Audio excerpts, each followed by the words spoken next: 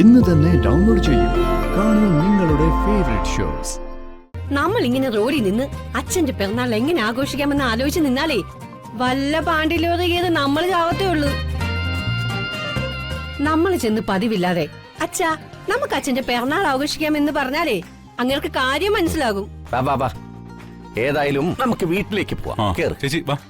ഏത് നിന്റെ ബ്രേക്ക് ഇല്ലാത്ത വണ്ടിയിലോ? നീ അങ്ങ് പോയാ കണ്ടപ്പോ കവാത്ത് മറന്നു അല്ലേ? കേരളി മുറുകെ പിടിച്ചൊക്കെ ഇരുന്നോ? ചിലക്കാതെ പോയി വണ്ടി എടുക്കടാ. അതിന്റെ ബ്രേക്ക് ശരിയാക്കിട്ട് വന്നാ മതി.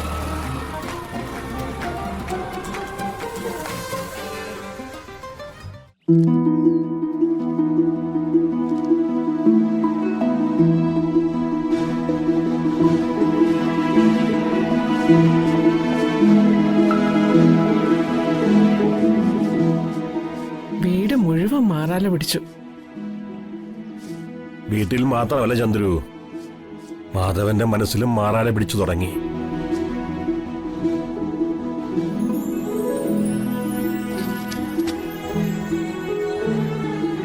മാധവേട്ട, എന്താ ഇങ്ങനെ? മനസ്സിനാകെ ഒരു ഭാരം, ഏതോ വലിയൊരു പാറക്കൽ എടുത്തു വെച്ചിരിക്കുന്നത് പോലെ. മാധവേട്ട, ഈ ചന്ദ്രക്ക് ജീവിച്ചിരിക്കുന്നത് തന്നെ മാധവേട്ടന്റെ അടയാളം സിന്ദൂര രേഖയായിട്ട് ഈ നെറ്റിയിൽ കിടക്കുന്നത് കൊണ്ട്. മാധവേട്ടൻ തളർന്ന് പിന്നെ ഈ ചന്ദ്രികയില്ല.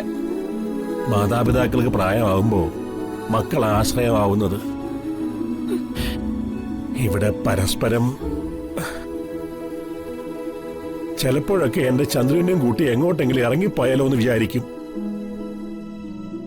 പക്ഷേ അതിനും പറ്റില്ലല്ലോ. അമ്മ ഇവിടെ തളർന്നു കിടക്കുകയല്ലേ. നമ്മുടെ മക്കളും നമ്മളോട് കാണിക്കുന്ന നെറുകേട് നമുക്ക് ആ തളർന്നു കിടക്കുന്ന അമ്മയോട് കാണിക്കാൻ പറ്റില്ലല്ലോ. മാധവേട്ട, എന്താ ഇങ്ങനെ? മാധവൻ ജീവിതത്തിൽ ചെയ്ത ഏറ്റവും വലിയ തെറ്റ്, നിന്നെ എല്ലാ സുഖസൗകര്യങ്ങളോടും കൂടി കഴിഞ്ഞ നിന്നെ എന്റെ ജീവിതത്തിലേക്ക് വിളിച്ചിറക്കിക്കൊണ്ട് വന്നതാ. ചന്ദ്രിക ഈ നിമിഷം മരിച്ചാലും പൂർണ്ണ സംതൃപ്തിയോടെയാ മരിക്കുന്നത്. ഇനിയൊരു പുനർജന്മം വേണോന്ന് എന്നോട് ചോദിച്ച എന്റെ മാധവേട്ടനെ ഭർത്താവായി കിട്ടുമെങ്കിൽ മാത്രം മതിയെന്ന് ഞാൻ പറയും. അത്രയ്ക്ക് ഇഷ്ടം എനിക്ക് എന്റെ മാധവേട്ടനോടൊപ്പമുള്ള നിമിഷങ്ങൾ. മാധവേട്ടൻ തളരരുത്. നമുക്ക് കൊട്ടാരം പോലൊരു വീട് വെക്കണ്ടേ? വെക്കും. മാധവേട്ടൻ നോക്കിക്കോ, നമ്മളത് വെച്ചിരിക്കും. മാനത്തെ കൊട്ടാരം സ്വപ്നത്തിലെ കൊട്ടാരമാകുമോ ചന്ദ്രു? എന്തിനാ മാധവേട്ടൻ ഇങ്ങനെ നെഗറ്റീവ് പറയുന്നത്? അങ്ങനെ ഒരു വീട് വെച്ചാ നമ്മൾ അതിന്റെ മുമ്പിൽ ഒരു ബോർഡ് വെക്കും. അറിയാം, മധുചന്ദ്രിക. മാധവൻ ചന്ദ്രിക അല്ലേ? അല്ല. പിന്നെ? മക്കൾക്ക് പ്രവേശനമില്ലാന്ന്.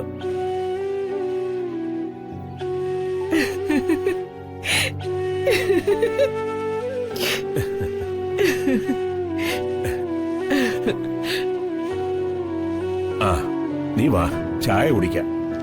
നീ ഒരു ചായ ഇട്.